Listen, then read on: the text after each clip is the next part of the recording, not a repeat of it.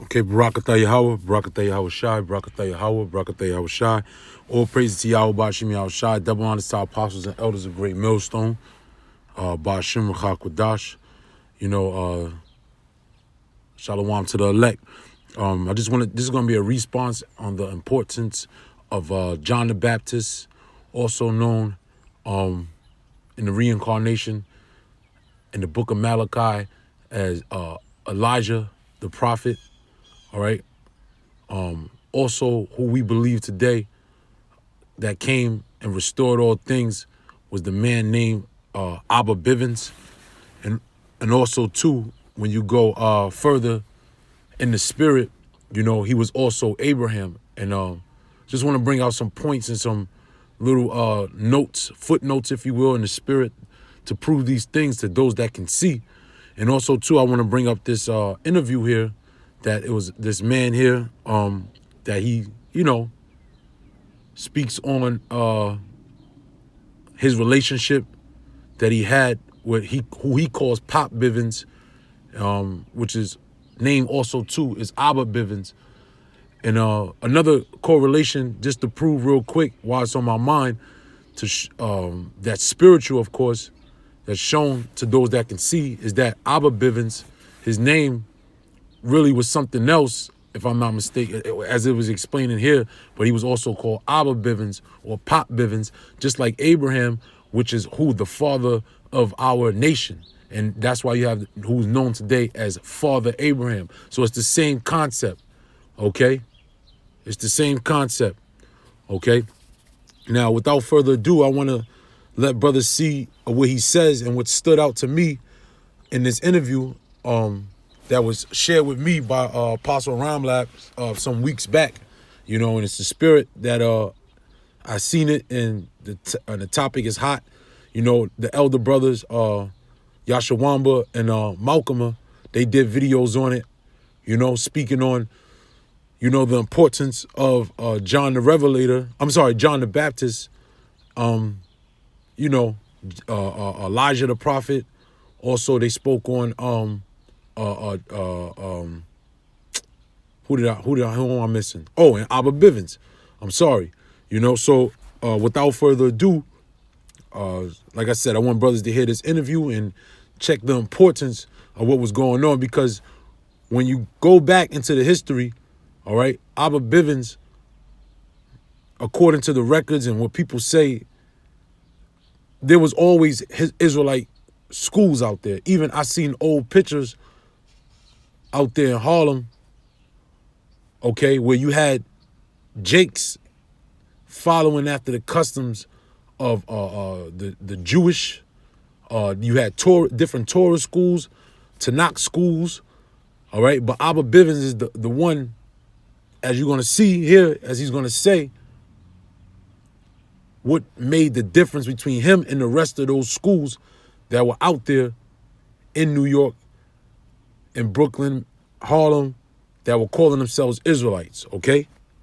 So I'm going to play it. You were like 86 years old then, I used to protect that man, brother, let me tell you. When I heard that what happened to him in New Jersey, excuse me, I know if I was there, it would never happen. I used to show them guys no fear.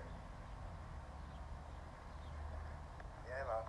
So with the interesting thing with the Tanakh school, what they call Israeli Tanakh school, yeah. Israeli Tanakh school, that's what it was known back then. I think it's known by a different name than these other brothers that go out in the street today in New York City. Were they at that time? How was their indoctrination? Did they believe in a Messiah and a Savior like Jesus? Did they believe in Jesus?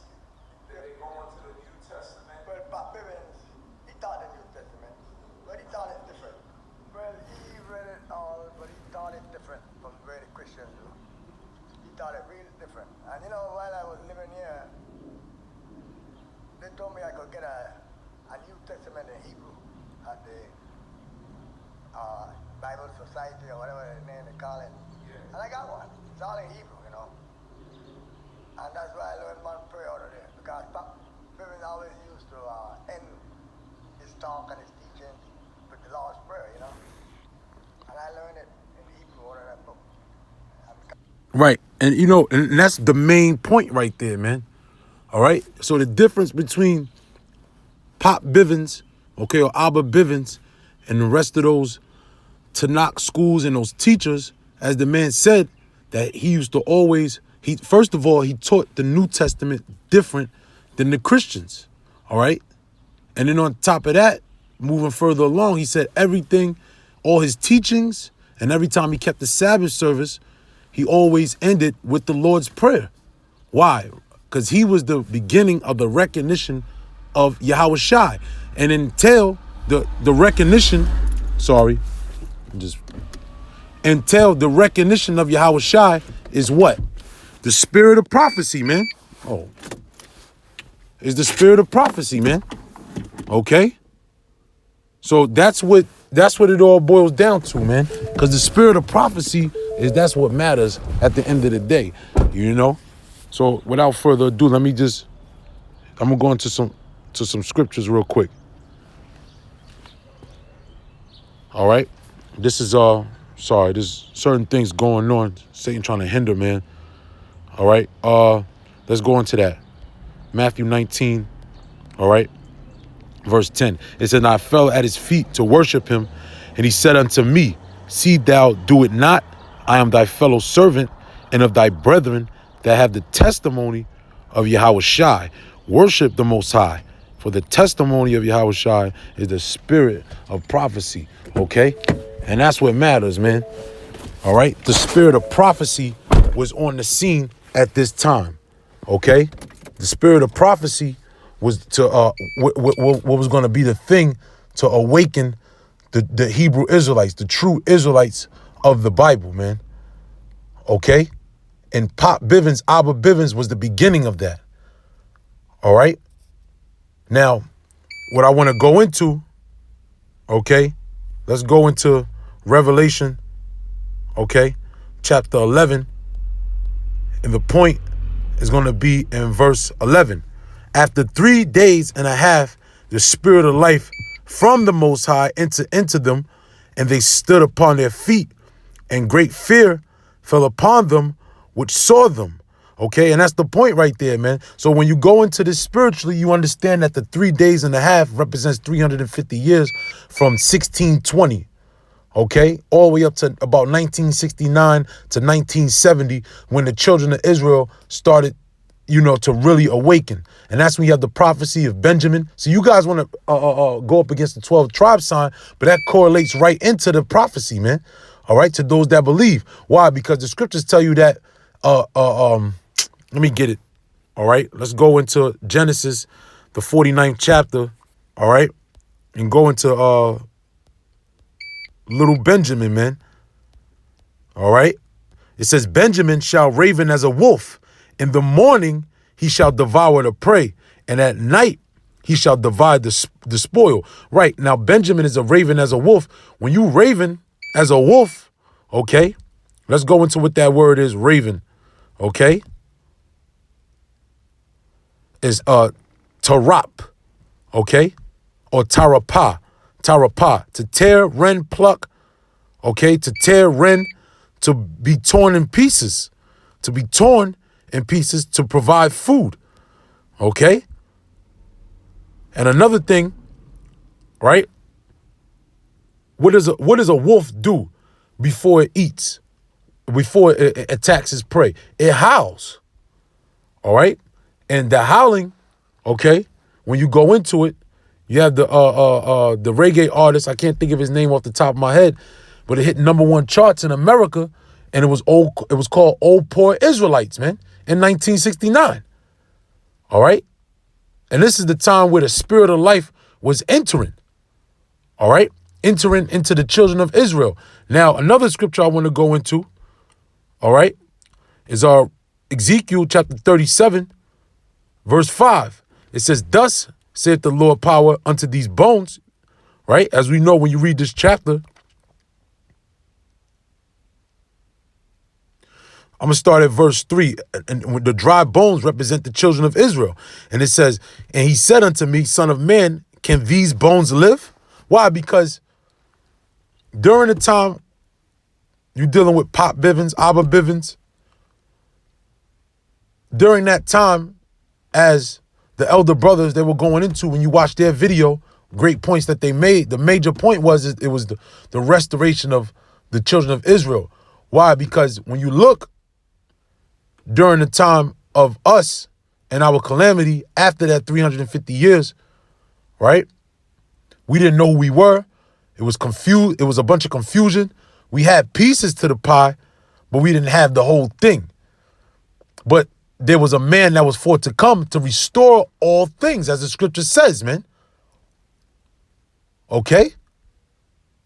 Now, a part of that restoring all things, or the major key ingredient, all right, is what? The name of the Lord. Not only that, but prophecy. The spirit of prophecy is back on the earth and started back in 1969, in that time frame. Okay? There's a difference of an Israelite that knows he's an Israelite, and there's a difference to Israelites that can prophesy, that actually have the mind frame of Yahweh, Ba'ashem, Yahweh Shai. Okay? And he said unto me, Son of man, can these bones live? And I answered, O Lord power, thou knowest. Again, he said unto me, prophesy unto these bones, and say unto them, O ye dry bones, hear the word of the Lord, Yahweh. Thus saith Yahweh power unto these bones, because I will cause breath to enter into you, and ye shall live. And when you know what? When you go into Wisdom of Solomon, the 7th chapter, it tells you that what? That breath represents the wisdom, okay? Which is dealing ultimately with the prophecies, man. The scripture says what? A prudent man or a wise man foreseeth the evil and hideth himself. Okay? How does that prudent man hide himself? In the name of the Lord. Okay? So now, I want to go, right? Let's go into Matthew chapter 11. Okay? Kind of work backwards here. Into, Matthew chapter 11 and go into John the Baptist. Lock here. Matthew 11 in verse 10.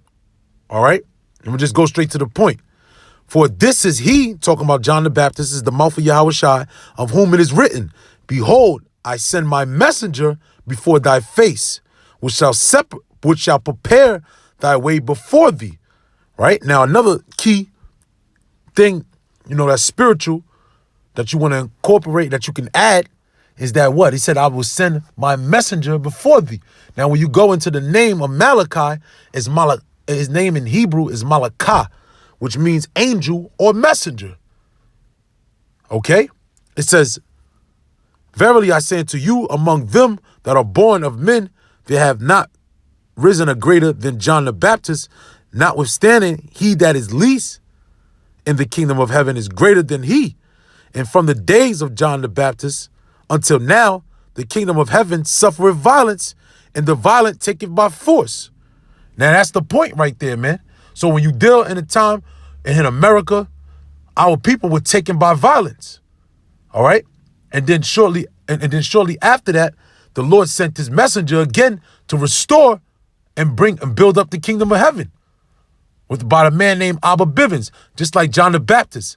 Our people were taken down by violence during the time of the Greeks, during the time of the Romans, and then the Lord sent this man again by the name of John the Baptist.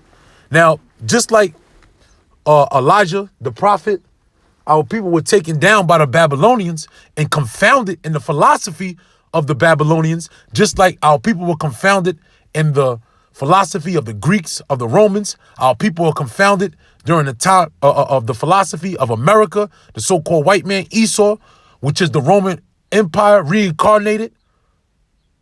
Okay? Elijah the prophet was basically the start or a key holder of the kingdom of heaven during the downfall of our people during the time of the Babylonians. Because when you read in the scriptures, the Babylonians, okay, or the prophets of Baal were actually Israelites that were following the customs of the Babylonians and the Canaanites. Okay? Now, another example to show you the track record and the record or the of the Most High, Yahweh, and how he does things, okay? We're going to go into Genesis chapter 12, all right? We're going to go to the point. Genesis chapter 12. No, first, I'm sorry. Let's go into Joshua, the book of Joshua, chapter 24, verse 2. And Joshua said unto all the people, thus saith Yahweh power of Israel, your fathers dwelt on the other side of the flood in old time, even Terah, which is our forefather, the father of Abraham, and the father of Nachor. And they served other gods. And I took your father Abraham from the other side of the flood and led him through all the land of Canaan and multiplied his seed and gave him Isaac. All right. And that's what the point is right there, man. Again, our fathers were in a confounded mind frame during the time of the the Chaldees. And the Lord chose a vessel by the name of Abraham, which is Abba Raham. Okay. Which means what? A father exalted. Just like Abba Bivens. His name basically has that father in it again. Okay? Why? Because in order to restore a nation, you need a father. You need an elder. Okay? Now the scriptures tell you that to call no man your father. However, he still is an elder and he sits in the seat of a father. But we're not calling him our father because our father is in heaven and his name is holy, man. Okay, so I read that part. So out of our fathers, the Most High chose Abraham, Abraham, okay, to come up out of the land of Chaldees to do what? Now let's go. This is Genesis chapter 12. I'm gonna go to verse 5. And Abraham took Sarai, his wife, and Lot, his brother's son, and all their substance that they had gathered, and the souls that they had gotten in Haran. And they went forth to go into the land of Canaan, and into the land of Canaan they came. And Abram, right? I'm sorry, I said it wrong. Abaram means father exalted. Abraham means father of a multitude. Excuse me. And Abram passed through the land unto the place of Sikkim or Shechem, into the plain of Moreh, right? And the Canaanite was then in the land, right? Now, hey, man, I'll just say it because it's on my mind. We taught not to hold back, man. Moreh or Moreh is the same place where Yahweh Shah was crucified. That's the same place Solomon Temple was built, okay? I just want to throw that out there. And the Canaanite was then in the land.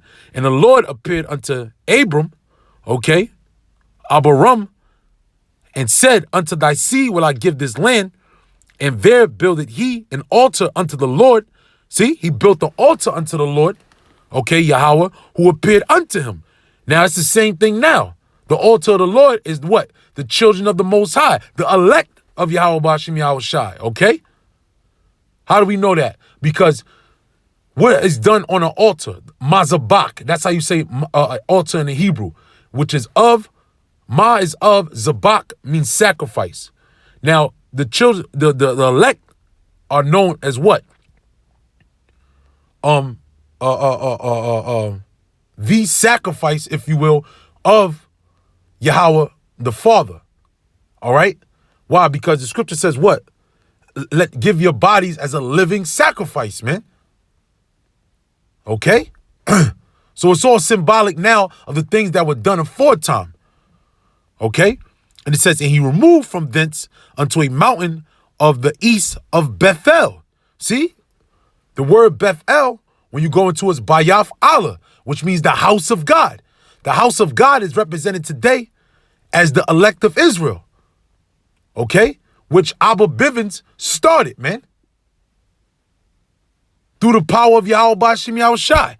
And pitched his tent, having Bethel on the west and Hai on the east. And there he built the altar unto the Lord and called upon the name of the Lord. See, everything is coming to fruition, if you will. All the pieces are aligning, man, to those that can see. All right? Let me jump over. This is Genesis 13:3, right? And he went on his journey from south even to Bethel unto the place where his tent had been in the beginning between Bethel and Hai, unto the place of the altar which he made there at the first. And there Abram called on the name of Yahweh. Point blank, period, man. And that's why the elect, which is that altar, which is that house, right? Because the scripture says what? What is it? 1 Corinthians, the 3rd chapter, in the 9th verse. Right. 1 Corinthians 3:9. For we are laborers together with the Most High. Ye are the Most High's husbandry. Ye are the Most High's building.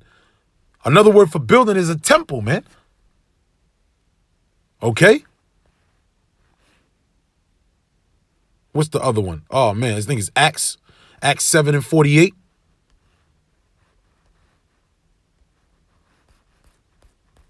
All right. Acts chapter 7. Okay. Oh, boy, Satan. Oh, boy. Satan don't want that to come out. Acts chapter 7, verse 48. Howbeit the Most High dwelleth not in temples made with hands, as saith the prophets. Heaven is my throne, and earth is my footstool. In what house will ye build me, saith the Lord? Or what is thy place of my rest? Have not my hands made all these things? Okay. There's another one, Corinthians, I want to get real quick.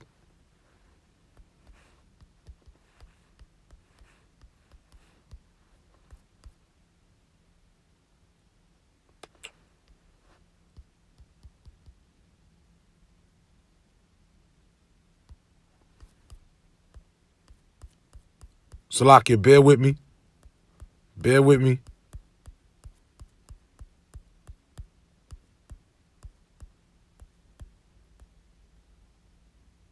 Right. Right. Okay. It wasn't the 9th chapter. It wasn't the 3rd chapter. Right. It's 1 Corinthians chapter 3, verse 16. Know ye not that ye are the temple of the Most High, and that the Spirit of the Most High dwelleth in you? And that's the point right there, man. Okay. So just like during the time of Abram, when he came out of Ur and Chaldees, his mission was to do what? To build an altar unto the Lord, man. To build a house unto the Lord. All right. When you fast forward the time frame, okay, to John the Baptist, all right, it was to restore all things, man, to start gathering and to building a temple. You fast forward to Abba Bivens. What was his main job at hand? Was to start building the temple of the Lord, man, which are the men. All right. That's another scripture, man. The Revelations 21. Okay, I'll close in on that scripture, all right? Real quick. All right, because there is significance to certain men that are on the earth, man. Not everybody plays the same role. Okay? This is Revelations 21:3. And I heard a voice, great voice out of heaven saying, behold, the tabernacle, okay, of the Most High is with men, and he will dwell with them, and they shall be his people, and the Most High himself shall be with them and be their power. And that's the point, man. All right. So that is the significance of Elder Pop Bivens or Abba Bivens, man. All right. Because he came to restore all things as it was prophesied, man. Okay.